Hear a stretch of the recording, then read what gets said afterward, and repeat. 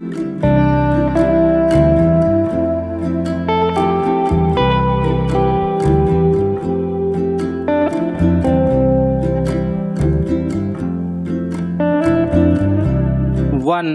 2, 3 start. अध्यक्ष महोदय, मैं आपकी आज्ञा से अपना बिल सदन के सामने विचार के लिए रखना चाहता हूँ। मैंने इस बिल में एक बात कही है कि जो विदेशी धन गलत तरीके से हमारे देश में आता है उसके ऊपर कोई कड़ी निगरानी होनी चाहिए। मैंने इस बिल में यह भी कहा है कि कोई भी पार्टी, कोई भी संस्था, कोई भी आदमी अगर विदेशों से धन लेता है तो उसकी सूचना तुरंत सरकार को दी जानी चाहिए।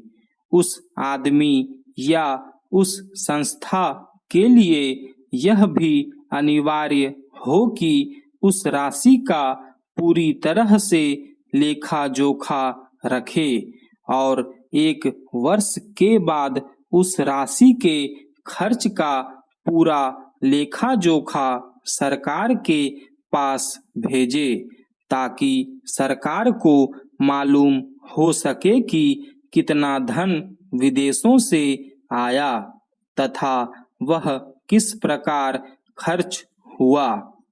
इस सदन में इस संबंध में अनेक बार बहस हो चुकी है। स्वयं गृह मंत्री जी ने यहाँ कहा था कि वह इसके संबंध में एक बिल सदन में लाएंगे, लेकिन मुझे बड़े दुख के साथ कहना पड़ता है कि 2.5 वर्ष बीत जाने के बाद भी आज तक वह बिल सदन में नहीं आया।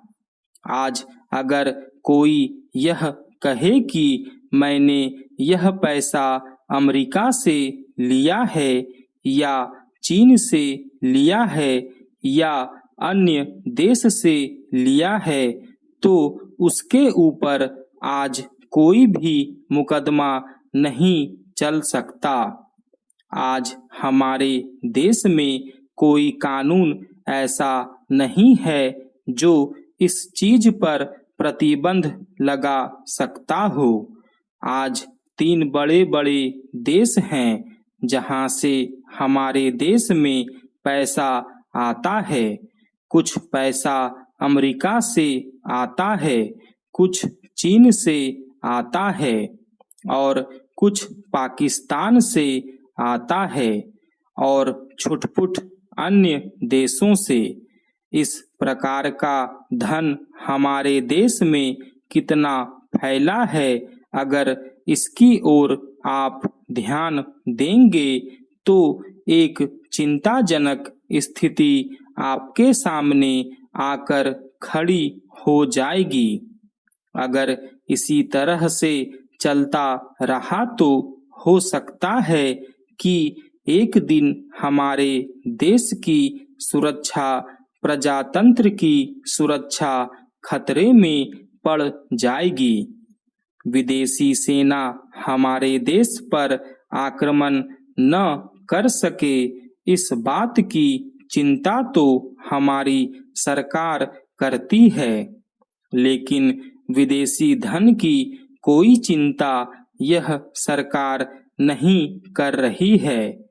आज चाहे राजनीतिक क्षेत्र हो, सामाजिक क्षेत्र हो, शिक्षा का क्षेत्र हो, चारों तरफ विदेशी धन के जरिए बाहर के लोग हमारा गला घोटने के लिए तैयार बैठे हैं। आप बड़े-बड़े शहरों में जाएं तो पता चलेगा। अध्यक्ष महोदय, पैसा देकर लोगों को जासूस बनाया जा रहा है। सीमा क्षेत्र में जाएं या पिछड़े क्षेत्रों में जाएं, चारों तरफ विदेशी पैसे के बल पर हमारे देश के साथ खिलवाड़ हो रहा है। इतना ही नहीं, विश्वविद्यालयों में जाएं तो वहां भी यही खेल खेला जा रहा है। गिरजाघरों में, मंदिरों में, मस्जिदों में विदेशी पैसे के बल पर अपना प्रभाव जमाने की कोशिश हो रही है। यह समस्या किसी एक पार्टी की नहीं है, यह राष्ट्र की समस्या है। आज सदन में वित्त मंत्रालय की मांगों पर बहस हो रही है। सरकार के हर विभाग का वित्त मंत्रालय से संबंध होता है।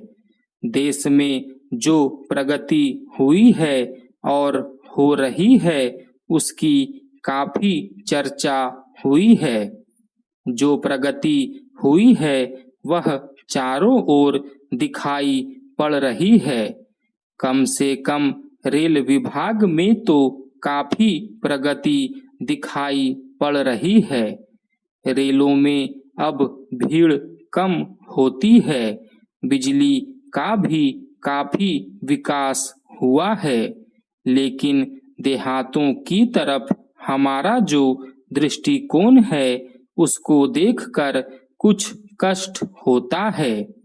अभी जो जनगणना हुई है, उसको देखने से मालूम होता है कि शहरों की जनसंख्या अधिक बढ़ी है। आज देहातों से लोग शहरों की तरफ आ रहे हैं। हमारे राष्ट्रपिता ने कहा था कि लोग देहातों में बसें, देहातों के जीवन को पवित्र करें। लेकिन स्वराज्य के 55 वर्ष बीत जाने के बाद भी देहातों की तरफ न जाकर शहरों की तरफ लोग आते जा रहे हैं। इस प्रश्न पर हमको कुछ गंभीरता से विचार करना होगा। अगर देहातों में लोगों को सुख सुविधाएं मिलती जो आज शहरों में प्राप्त है, तो लोग देहातों से शहरों की तरफ न दौड़ते, बल्कि शहरों से देहातों की तरफ जाते। देहात के जीवन में दो प्रकार की चीजें थी। एक तो जमींदारी प्रथा थी और दूसरे वे लोग थे जो रुपये का लेन देन करते थे। जमींदारी प्रथा समाप्त हुई, इससे लोगों को कुछ राहत मिली। जहां तक रुपये के लेन देन का प्रश्न है, पहले 25% तक का ब्याज लिया जाता था। उसमें अब कुछ कमी अवश्य है, लेकिन कहीं कहीं तो अभी भी उतना ही ब्याज लिया जाता है, जिससे कर्जा लेने वाला उनके चंगुल से नहीं निकल पाता। सरकार भी अब उचित दर पर कर्जा देने लगी है। इस वजह से कहीं कहीं पर साहूकारों के ब्याज की दर में कमी आई है। स्टॉप।